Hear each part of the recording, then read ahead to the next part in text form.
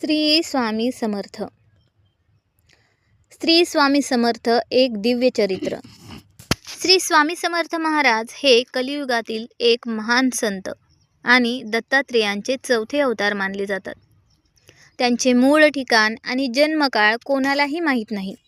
ते अक्कलकोटचे स्वामी म्हणून ओळखले जातात, कारण त्यांनी त्यांच्या जीवनातील मोठा काळ महाराष्ट्रातील अक्कलकोट येथे व्यतीत केला. प्रकट होणे आणि प्रवास. स्वामी समर्थांचे सर्वप्रथम प्रकटीकरण सुमारे 1830 मध्ये कर्नाटक राज्यातील मंगळवेढा येथील वडाच्या झाडाखाली झाले असे मानले जाते. यापूर्वी ते गाणगापूरचे नृसिंह सरस्वती होते असे काही भक्तांचे मत आहे.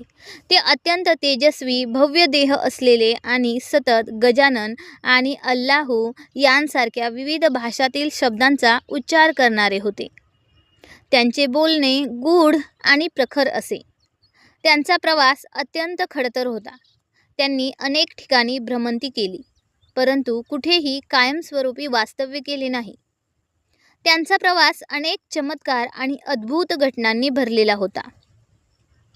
अक्कलकोटमध्ये 1857च्या सुमाराला स्वामी समर्थांचे आगमन झाले. येथे आगमन झाल्यानंतर तेथील एका शेतकऱ्याच्या खंडोबा नावाच्या व्यक्तीच्या घरी त्यांनी प्रथम वास्तव्य केले. खंडोबाच्या घरी त्यांनी भक्तांना मार्गदर्शन करण्यास सुरुवात केली. स्वामींनी अक्कलकोट येथे सुमारे 22 वर्ष वास्तव्य केले. या काळामध्ये त्यांनी राजा महाराजांपासून ते सामान्य माणसांपर्यंत अनेकांचे दुःख दूर केले. त्यांना योग्य मार्ग दाखवला आणि अध्यात्माची शिकवण दिली. भिवू नकोस, मी तुझ्या पाठीशी आहे, हे त्यांचे वाक्य लाखो भक्तांसाठी आजही जीवनमंत्र आहे. स्वामींचे कार्य. स्वामी समर्थांनी कधीही औपचारिक प्रवचन दिले नाही. त्यांचे मार्गदर्शन खूप वेगळे आणि शक्तिशाली होते.